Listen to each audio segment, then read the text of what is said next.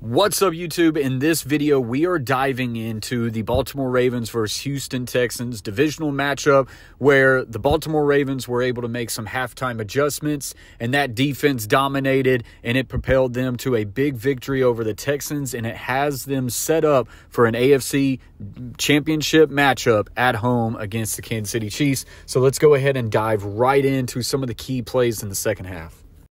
So after halftime, it was 10-10. Ravens get the ball first in the second half. They needed a really good drive to kind of spark them, and they really went to the ground game and high percentage throws for Lamar Jackson. It led them to this red zone trip. They are at the 15-yard line here, and the Baltimore Ravens come up with a great design, what I like, from Todd Monken. This is a RPO tagged on top of a quarterback draw. Lamar's got two options. He can hit likely on the quick out route, or he can pull it himself, and they're all going to be tagging. It's going to be based off of that Mike linebacker, be able to show you from the end zone copy a lot better. But, of course, you see it ends up with 6 for Lamar Jackson. So I'm going to freeze it right here. Likely right here has just a quick 5-step out, and we're keying this Mike linebacker. If he goes with them, they've got the numbers for the quarterback draw. If he stays within that box, he's going to throw it out there quick. Post-snap, you're going to see this linebacker go right out with the out. He stayed patient enough. Then he gets a blocker with the running back and the center, and it's 6 for the Baltimore Ravens, a great play design. So if I'm being honest, it seems like the defense halftime adjustment was just continue to do what they were doing. They really bottled up the Texans for the most part. Texans had a couple good drives, kind of shot themselves in the foot with a couple bad self-inflicted penalties, but for the most part, Ravens had great success. Texans going to try motion a guy down. They're going to try to go with an outside zone and try to crack the inside linebacker, but Patrick Queen and Roquan Smith just created nightmares for this offense all night. So just pay attention to Roquan Smith right here. They are trying to crack block him while running wide zone and hope that they can create a crease. To me, the wide receiver did not motion down far enough. He's not in a position to quite get there. With the recognition that Roquan has, he's able to recognize the play, knife through, and get to the ball carrier before the plays ever developed. And it was plays like that that just gave the Texans' run game fits all night. On this play here, I thought it was a creative play design for the Texans, but to me, it just takes way too long to develop, and a couple key Ravens came up big. Number 99, Odofe Owe, sorry if I mispronounced it, but this guy created huge penetration at the line of scrimmage. You're going to see him get here. They're trying to hand off a sweep, reverse, flea flicker, but he is all over the pitch of the quarterback. It creates a whole lot of issues. And then the second part of this is the great play by the corner for the Ravens, number 26. Geno Stone is the cornerback in this play, and while the tackle had a great option here to be able to pick up the block, he's able to knife through. You can see it right here. He's able to beat that block, get to the ball carrier, hold him up, and allow for people like Roquan Smith and the rest of that defense to pursue. It was a great job by the Ravens being able to sniff that out. So a couple of the adjustments that it looked like the Ravens made at halftime was bring in multiple tight ends, which they normally do, but they used a lot of motions. They were looking for misdirections, and they were looking for max protection. They're going to go with just a 3-man route concept here, and when the Texans just decided to drop everybody in coverage and only send 4, Lamar Jackson did not get in a hurry to get in and out of that pocket, stayed patient, and allowed his eyes to stay down the field and hit big downfield receptions like this one here on a deep dig route coming across. You're going to see it here in the end zone copy. Lamar Jackson just had all day to throw. Play action, kind of roll a little bit to the right, just sit and wait patiently. This right here, nothing good is going to come from this for the Houston Texans to be able to just allow Lamar Jackson have that much time, and he was able to make them pay in this sort of situation. Before we keep going, please like this video. It always helps us out. Subscribe to the Coach Plays and help grow this community together. And put in the comment section what you thought about this game. And if there's any other games that you would like a specific breakdown, let me know in the comment section below. Now, this play right here, I absolutely love this call, and I need you to pay attention to it because it won't be the only time they call this play. They just call it a little bit later out of a different set. but it is a 3rd and short, maybe a 4th and short scenario.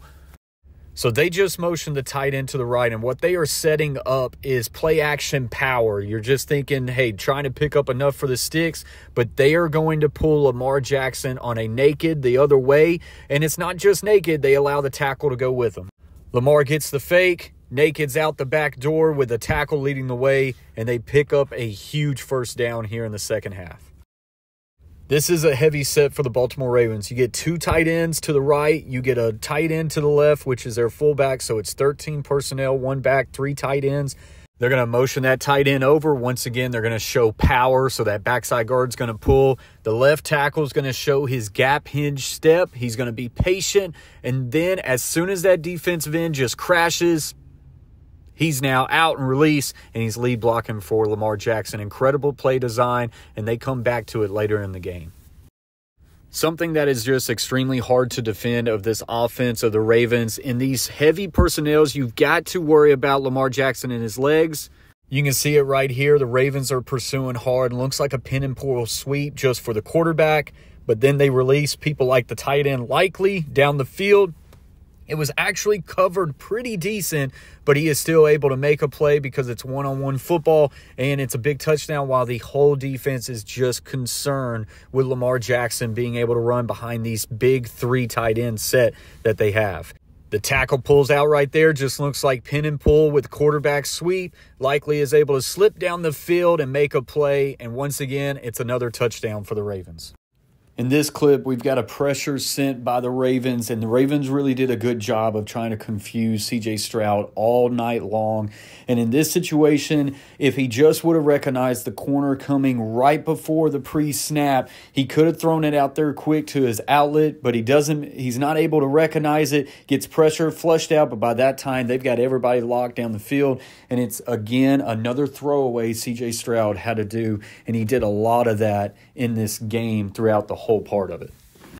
You can see it right here. This corner comes in late. They're going to overload this side. Your play side 1 technique and 3 technique both bounce out, and CJ just has nowhere else to go with the football.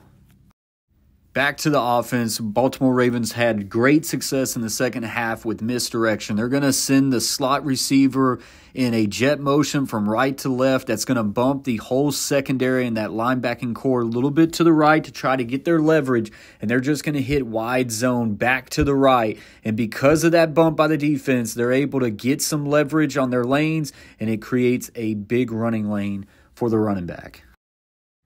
You'll see it right here. They've just motioned over the tight end, send the receiver in jet motion. They all bump, and from here, they're able to get their angles.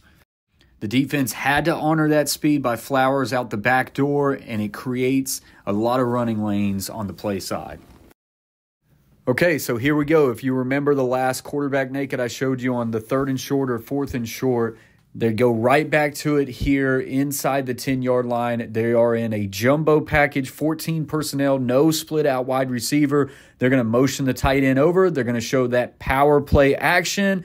Tackle's going to be able to stay patient, bounce right outside. They did a much better job playing this on the defensive side of the ball, but still, it's just so much misdirection going on. The defense has to protect the integrity for the power, and they're just out of position, and it creates another 6 points for the Baltimore Ravens. I honestly felt like the Texans defense did a pretty good job in the second half, but I think a whole lot of that just kind of came down to the Baltimore Ravens maybe being a little bit too rusty on offense. Felt like they made great adjustments at halftime, got back to the things that they do, jumbo package, misdirections, utilize those tight ends, and give high percentage throws for Lamar Jackson, and they hit the most on them. But, of course, that defense is stifling right now, and they are going to give the Kansas City Chiefs some major fits. Let me know what you guys think in the comments section below. As always, stay humble, stay kind. Peace.